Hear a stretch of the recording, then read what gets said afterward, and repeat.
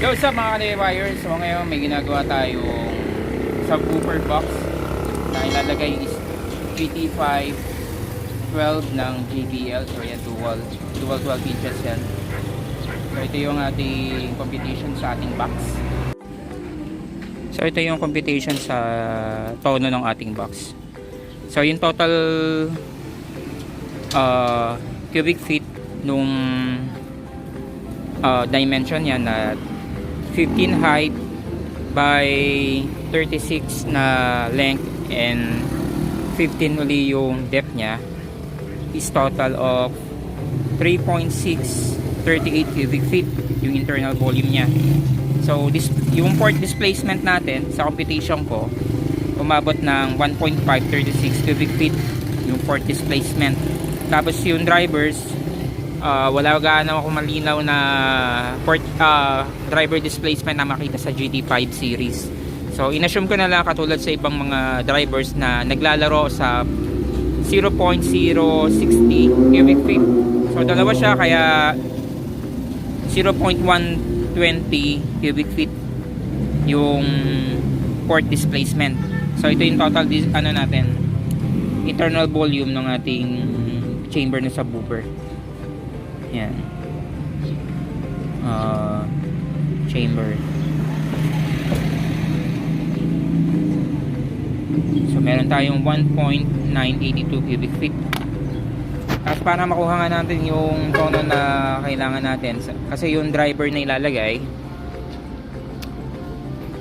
maganda yung merong mataas-taas ng konti, kasi palaki yata gamitin ng client to sa pangbahay yata. So tingin ko baka ilabas niya. So mas maganda yung port, yung tuning ng ating box is naglalaro sa 35 Hz to 40. So nakuha naman natin yung 36 port tuning. So kaya yung port niya 3 inches yung height by 13.5 yung length yung width, tapos yung length nung buong kabuuan. So yan, mula dito hanggang doon 38 inches yung buong haba nya para makuha natin yung tono na 36 Hz. So yan, sana maganda yung kalabasan ng ating subwoofer enclosure. So ayan, itatakloban na lang natin to. Tapos lalagyan natin syempre ng stick wheel, yung mga panabi para paniguradong walang singaw. So nilagyan din natin ito ng bracing. Yan. Ayan. Para siguradong walang tunog, yung bounce na tunog sa ating speaker box, para hindi na natin kailangan maglagay ng insulator or insulation para hindi tumunog yung plywood. So tingin ko okay na naman yan. So naglagay din tayo ng 45 dito para maganda yung flowing ng hair. So tataklaban na lang natin to. At syempre mag-initial test tayo kung maganda yung response ng ating subwoofer sa enclosure niya. So yan, initial test tayo bago natin balutan ng carpet. So nakaparallel tayo niyan sa ating amplifier na IRS 2092. Tapos yung pang-boses natin, isa lang ang ginawa natin, tapos hininaan natin para mas ma-feel natin yung pag-test natin sa bass. So una nang patugtugin natin is yung low bass na Katy Perry Dark Horse na featuring sa JD5.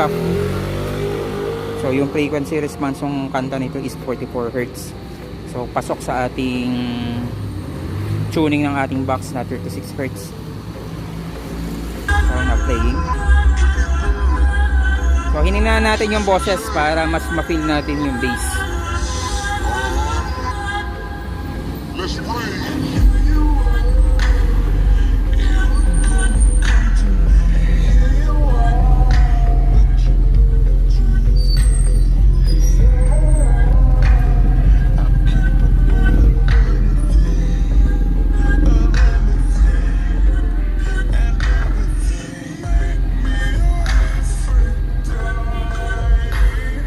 Make me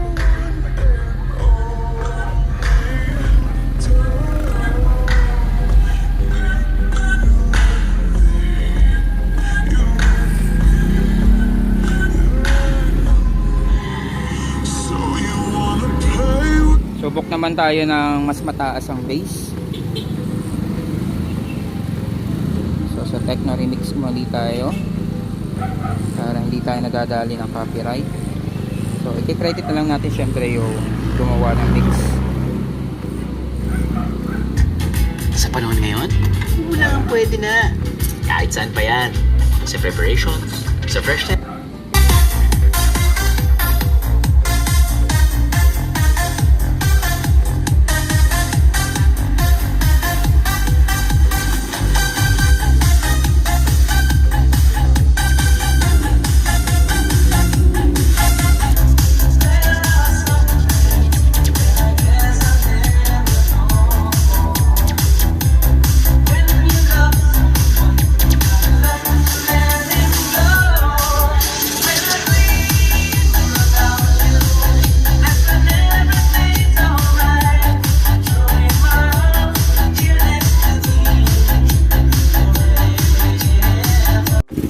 Subok ulit tayo ng low bass ulit, Basstronics, Bass I Love You.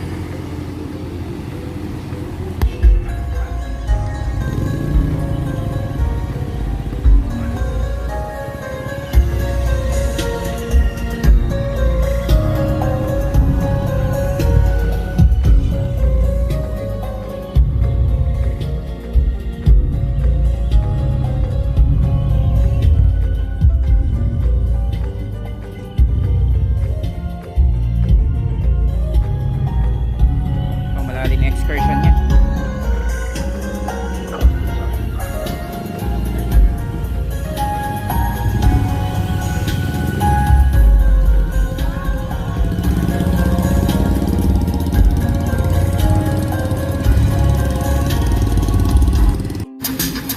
So subok ulit tayo ng mataas na bass ulit. So slow jam naman tayo, mataas-taas yung bass nito. Siya'y may puso, siya pa rin ay gugustuhin ko.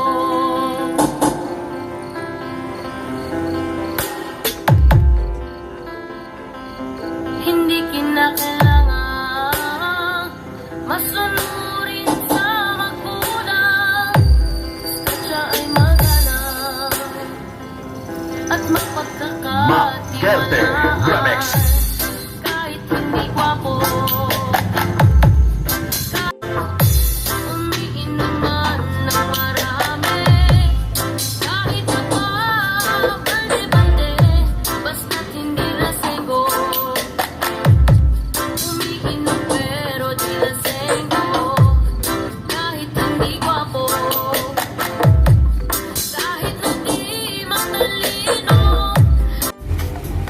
so yun mga ka-daywires, yan nagtatapos ang ating vlog para sa dual 12 inches natin na subwoofer. So yung amplifier natin hindi ko mapilit ng todo kasi nag-aalangan ako sa JBL at sa amplifier ko. Dalawa lang yan, masira yung amplifier ko o yung JBL masira, kasi naka 2 ohms load tayo. Yung amplifier ko is stable lang siya sa 4 ohms sa 700 watts RMS. Tapos ito namang JBL 300 RMS siya, pero naka 2 ohms load na ako. So yung 700 watts possible pang umakyat yun sa power niya. So ano lang ako sa volume, sa gain level, nag-alalay lang ako, kaya hindi pa natin bigay ng todo yung power ng ating subwoofer. So yun, sa mga bagong viewers, please subscribe and click the bell button para maging updated kayo sa mga pinablog ko. So salamat sa inyong pagtutok.